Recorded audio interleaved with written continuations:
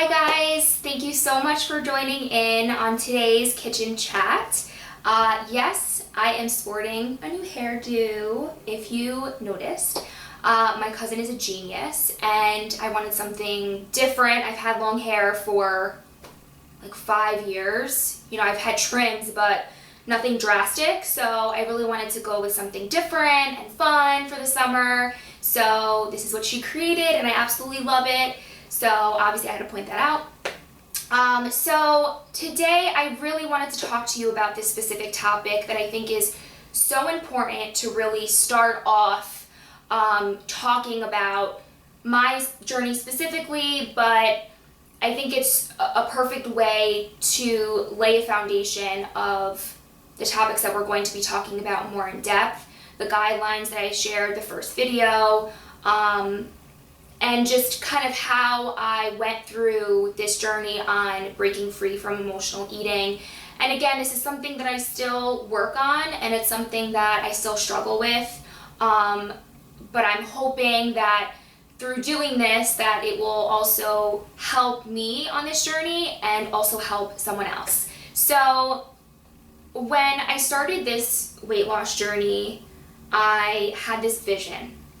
And it was kind of like one of those commercials that you see on TV where the girl is like in this flowy dress and she's running through a field of daisies and it's just beautiful and glamorous and she just feels so carefree and she just looks the happiest that she's ever looked and felt. And that's what I thought was going to happen as soon as I lost this weight. If I lost those 20 pounds that I needed to lose, my life was going to be transformed, it was going to be perfect, and I was going to be the happiest I've ever been. And remember, I did say that I did get to my goal weight a few months ago, and I realized very quickly that I wasn't, that didn't happen. Like, it wasn't this picturesque kind of thing where I'm like running through the daisies and it's so wonderful and so glamorous and it's just such a different life. I wouldn't say that I wasn't proud that I got to that point, because I was very proud, but I wasn't the happiest I've ever been, because again, I said that there were other issues that I wasn't able to really deal with. So they were still there. I didn't deal with them. So even though I got to that goal weight, they were still there. And I think I really realized at that moment that perception was everything. My body was changing, but my perception about myself never changed. I got to my goal weight and I would still look at myself in the mirror and hated the way I looked. It was like I got to that number on the scale and I was like, oh, you know, maybe I should do 4 more pounds. You know, my stomach doesn't look as flat as I wanted it to be. My arms still look big. I wasn't happy with what I looked like. And I realized that my perception, again, of myself needed to change. And I think that that happens a lot too with people who have weight issues or have self-esteem issues, and you could tell them they're beautiful 10 times over, but if they don't believe it and they don't have that perception of themselves, they're not going to believe you. They're still going to look at the mirror and see someone ugly and see someone fat and see someone imperfect. I wanted to tell you through my own experience that you don't have to wait. You don't have to wait until you, whatever your fill in the blank is, to be happy and to feel and be successful and feel confident and to love yourself, you can love yourself right now, as you are. Big, thin, tall, short, whatever you think your flaw is, you can change your perception and you can love yourself right now. So that's exactly what this video is going to be about. And not waiting any longer for you to get that job promotion, for you to finalize that divorce, for you to find that special someone. You don't have to wait until those things happen in order for you to feel good about yourself, in order for you to love yourself. And it wasn't easy by any means. It was not easy, because perception is hard to change. The mind is so powerful, and if you're constantly feeding yourself these negative thoughts about yourself, you're going to believe them. So I was reading one of Janine's books, and something she said in there was really striking. And I want to read you this particular quote because I think it's so perfect for this topic. And she says, "We treat ourselves and our bodies as if love destroys and hatred heals."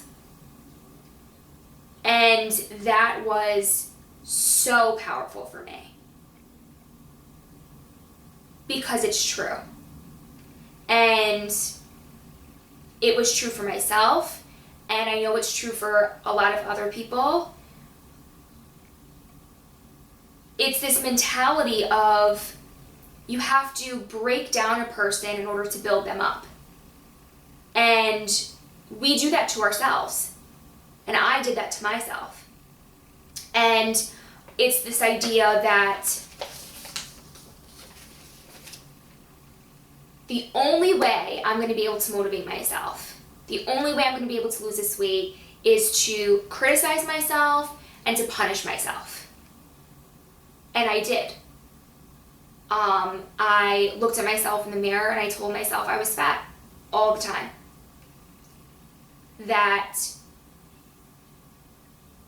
I ate that cookie last night, so you better get on that treadmill or it's going to add 5 pounds. And I think that what I really learned was that that is not a way to change. Criticism and judgments and negativity does not lead to change. Not long-lasting change. And that's what we're trying to achieve, right? We're trying to achieve long-lasting change of ourselves and of our mentality and our perceptions and our weight. I mean, in order to do that, punishing yourself isn't the answer. And I definitely learned that the hard way. I got to a point where I rebelled, that I treated myself so badly that I was like, you know what, I'm going to take care of myself now. I'm going to eat exactly what I want, when I want, I don't care. And that's how this whole cycle started. And that particular quote actually sparked something for me, and it really reminded me of this particular situation that I found myself in. I had just moved into New York, and I wanted to go into the dating scene. And yes, I did try online dating, and I was on a date with this guy, and we're at dinner, and everything seems to be going well. You know, we're having conversation, getting to know each other, blah, blah, blah. And he goes, you know, you look different than your photos on your profile. And I was like, oh. I was like, really? He's like, yeah, you look slimmer in your photos. Yeah, that happened. That was not a movie. It happened. And you would think that I would have taken my drink and thrown it in his face, but I didn't. I think I was just in shock that he even said it, that I just stood there blankly. I didn't continue the date. I told him, I think you should just take me home, and that was that. And I have to say, it really impacted me. Not just because it was rude, because that's just rude. You don't say that on a date that you literally just met this person for the first time. And even if you did meet them, like, the third date, fourth date, you just don't say that. And it really bothered me to the point where the next day, if not that week, I went on a diet. And I worked out 6 times a week. Because I wanted to prove to not just myself, I wanted to prove to him and to every other guy out there that I was worthy of love, that I was good enough, that I was lovable, and I wanted to feel accepted. I wanted to feel like I was worth something, because he showed me a flaw, his perception of what a flaw was. And it's funny because I look back on it and I realize now that it wasn't my issue. It wasn't my problem. It was his problem. I mean, think about that. It had to have been so uncomfortable for him. It had to have been something that bothered him so much that he actually said it. And, he was a military guy, so he obviously was built and kind of had this, like, machismo mentality. So I'm wondering for myself, did he think, if you weren't this particular body type, that you were weak, or that you had issues, or that you were less than? And if that's the case, something must have happened to him for him to even feel that way. Like, I wonder if that was how he felt at some point in his life, if someone had said that to him. And so now I think back on it and I'm like, that really was his issue more than my issue. But it proves that I took his criticism and I used that as motivation to fix this flaw that he saw, and to fix something that was wrong about me. I didn't think of myself as fat or as being less than before he said that. So I allowed him to change how I viewed myself because he saw something wrong in me. And I wanted so badly to feel accepted and to be loved. And what I did was I started to love myself. And I think about it now and it's so simple. I just decided to love myself and treat myself with self-worth and value, and look at myself and tell myself that I was beautiful. And by doing that, I was able to feel more confident about myself, and that led to change. Because I wasn't looking at myself through someone else's lens. I wasn't looking at myself through this shattered glass. I was looking through kind eyes. And we all should do that.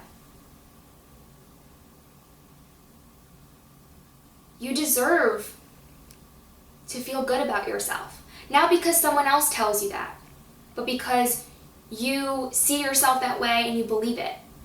And it's not easy. I know it's so much more harder to do than actually say. Because I went through that. And it's still hard. I've gotten much, much better. I mean, at some point, I think I was commenting on how fat I was probably every other day. And I think for the past maybe 3 months, I've maybe said it 5 times, maybe 6, but I mean, not nearly as much as I used to. And I really do challenge myself to look at myself in a positive light, because it does change the way I think about myself. And like I said, you know, it's not that I don't have those moments where I still think I'm fat, because I do. Just the other day, this past weekend, I actually visited one of my really good friends, and we were walking down the street, and we passed by a store window, and obviously I could see my reflection, and I said out loud, "Oh my God, I look so fat." And I kind of quickly caught myself, and I think that's what's so key, is that I was even aware of it, and I had to change my thought. Like, no, I look fine, I am beautiful the way I am, but it's hard. I still, like I said, I still have those moments.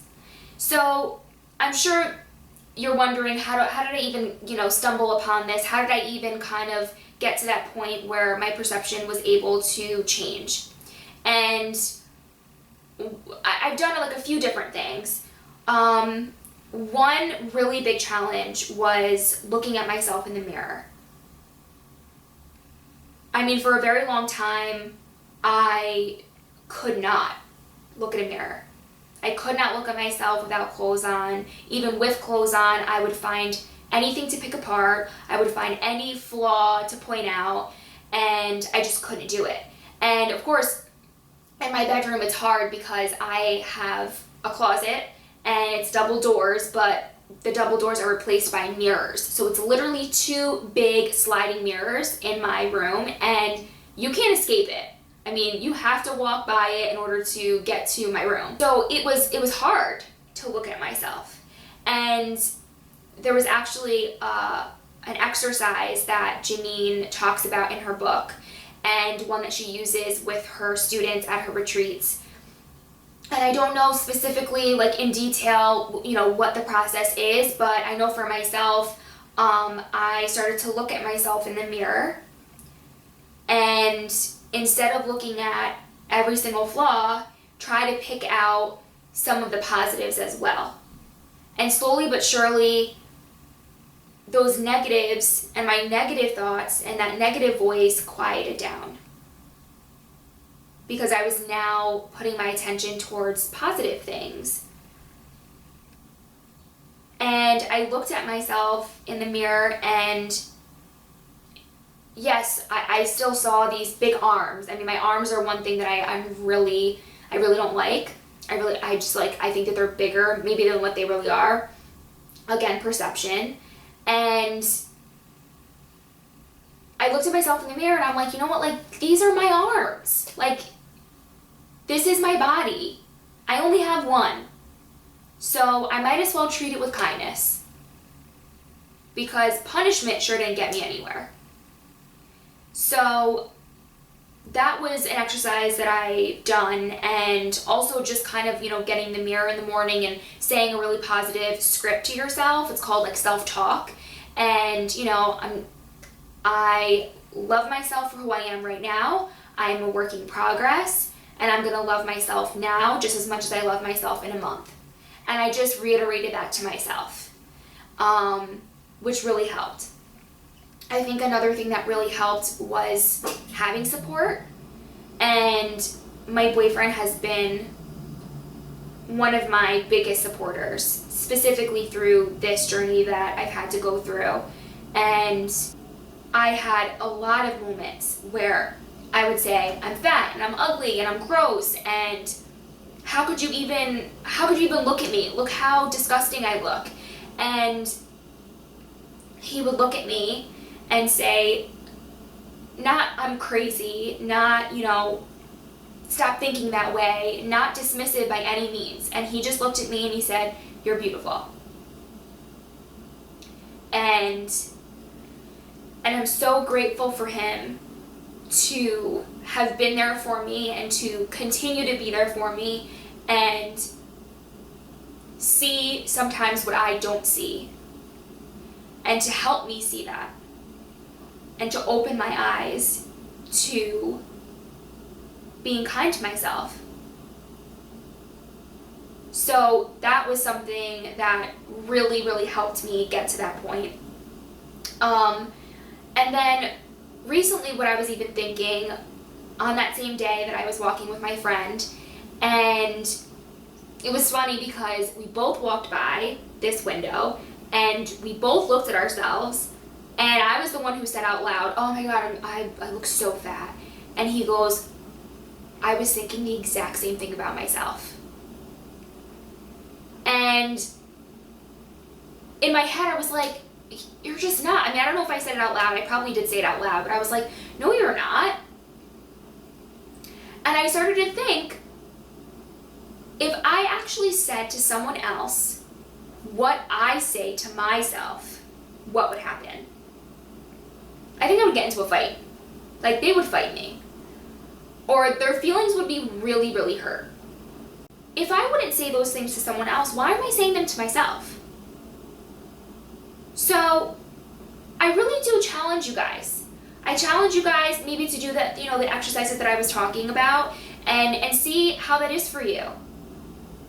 Journal, write down how it was for you, and don't give up. Definitely try it for, at least like 2 weeks every single day, doing the mirror exercise or doing the self-talk exercise, and write down how it was for you each time you did it. And be truthful. If it was difficult for you, if it wasn't difficult for you, what was difficult about it, because you're only going to learn more by actually thinking about how the process is for yourself. And again, because it's not going to be, overnight, everything's going to change and everything's going to be glamorous and everything's going to be amazing. But it's taking the steps towards freedom, of breaking free from this. And I really do challenge you guys to do that. Lastly, I really wanted to challenge you guys to do the specific activity that I had done in the workbook as well, the Why Wait workbook from Janine Roth. And there's a specific activity that she has you do, and it's just a question, but again, it's just so powerful. So the exercise is called Living as If. And it says, if you were to decide that you were already absolutely fine the way you are, if you were to begin living as if you deserved love, satisfaction, success, and respect, what would you do? How would you live? So she has you complete these sentences, and I really encourage you guys to do this on your own. Just take like a couple minutes, find a quiet place, definitely do this, when you're not distracted by other things, and complete this sentence. If I were to begin living as if I deserved love and satisfaction and all good things, I would blank. So what this really encourages you to do is to start living now. Don't wait. I mean, I went through this journey of losing this weight, and I was on autopilot. I mean, my life consisted of getting up, working out, going to work, come home, work out some more, and then go to sleep. And obviously I was eating, but I mean, that's what my life consisted of. I wasn't living.